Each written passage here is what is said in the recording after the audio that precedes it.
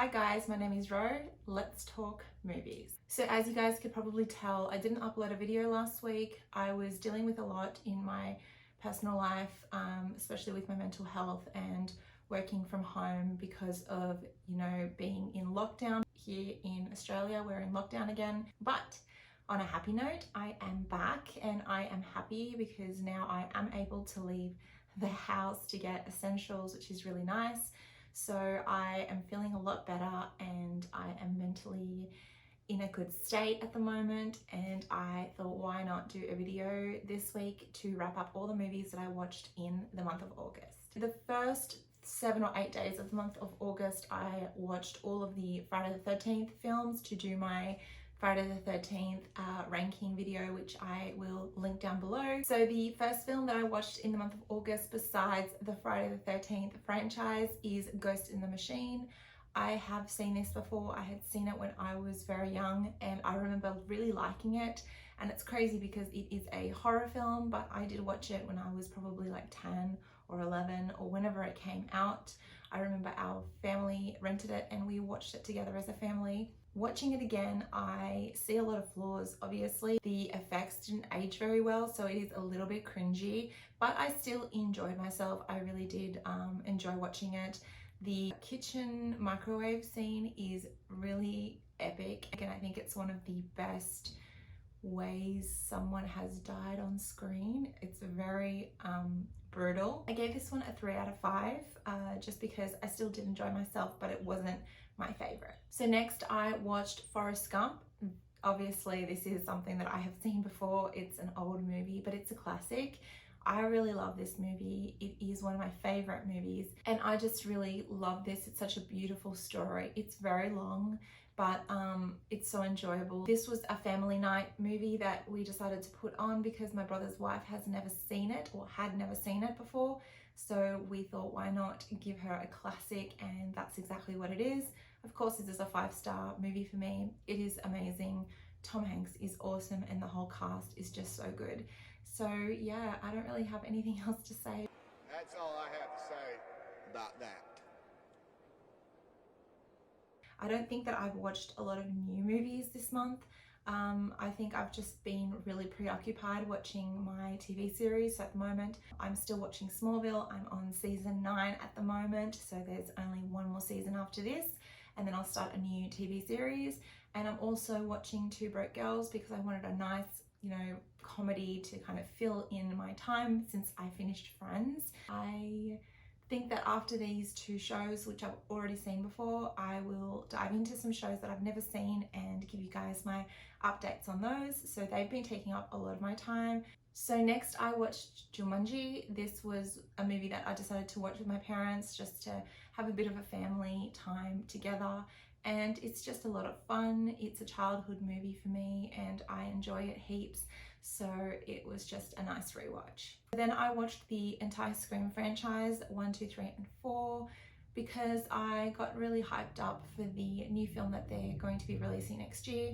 And I know that they're re-releasing Scream on 4K, I think. And so that kind of got me in the mood to rewatch them and I decided to do that. I love these movies. These are some of my favorite movies, especially number 1. Number 1 is so good, so iconic for the horror genre, and it really did change the teen scene for the horror genre, and I really enjoyed that. It kind of jump-started all of the teen horror slasher films that came out in the 90s, so I'm so thankful to Scream for that because I am the biggest slasher fan. Like, I love slashers so much that I'm even wanting to read slasher books. So if you guys have any slasher book recommendations, that would be amazing. But anyways, I'm going off topic. Of course, I really enjoy all 4 Screams. I think the first one is the best one. Obviously, I'm not going to give you my rankings, but one of these days I might do a Scream video ranking because I don't know, I have a lot to say about Scream. So I'll just leave it till then, but yeah, I watch these all the time and I can't just stop at the first one. If I watch Scream 1, I have to watch all of them. It's just the way it is for me. Okay, finally, the next one is one I had never seen before, and it is a horror film. It is The Taking of Deborah Logan. It was really well made. It was tense. It's a kind of found footage type of film. I didn't feel like it was a repeat of something else I'd seen, so I really enjoyed that. I really was scared in a lot of this film. There is one scene at the end in this abandoned house and they're down in the basement, and the scene just, it's stuck with me and I don't think I could ever get it out of my head. It was terrifying. I gave The Taking of Deborah Logan 3 out of 5 stars.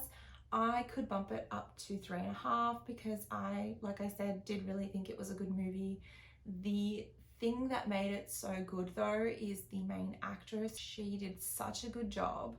I don't know if she's like naturally this skinny or if she lost all the weight for the film, but my God, she scared the crap out of me. Definitely think you guys should watch it if you're a horror fan.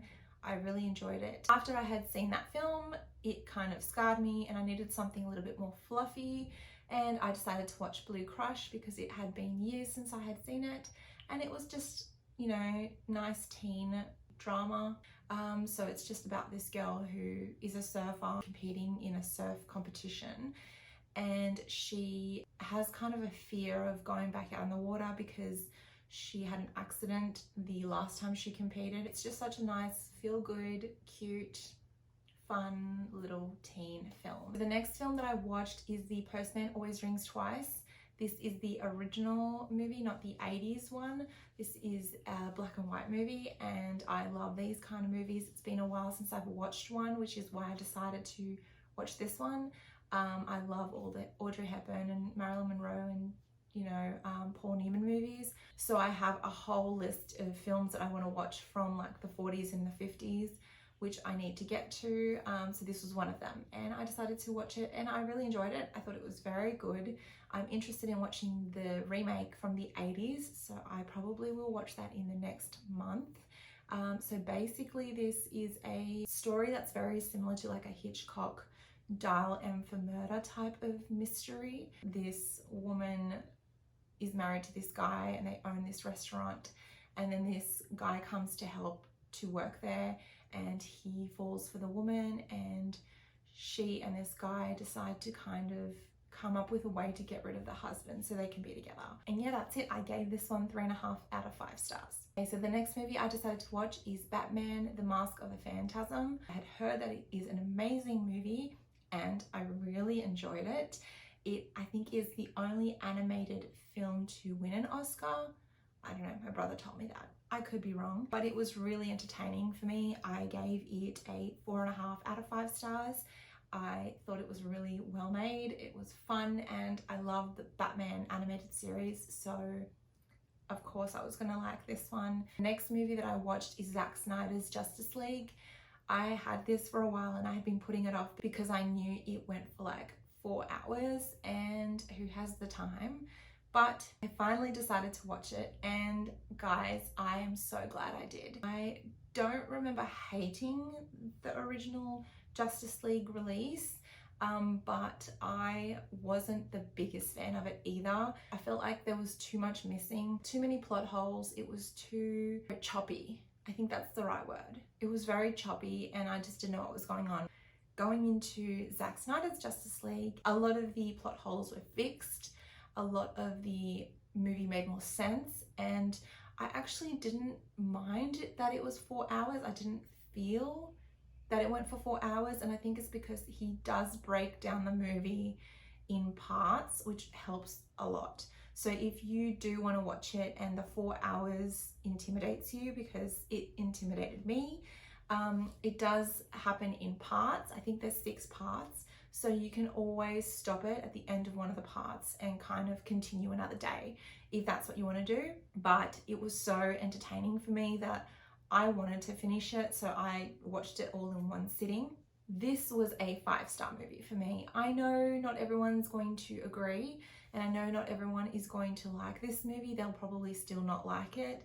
I don't know. I feel like DC comic films get more criticism than Marvel films. I think Marvel can kind of pass off as something fun, but because the DC comic movies are more serious and darker and they have more grit and depth to them. I think people expect a lot more from them. I will talk more about that when I make my DC Comics movie ranking video. But yeah, I really loved this movie. Definitely think it is the recommendation of the month that I'm going to give you guys. I know it's not new, but of course, being in lockdown for me, I can't go see any new movies, so it was definitely the best one that I watched this month.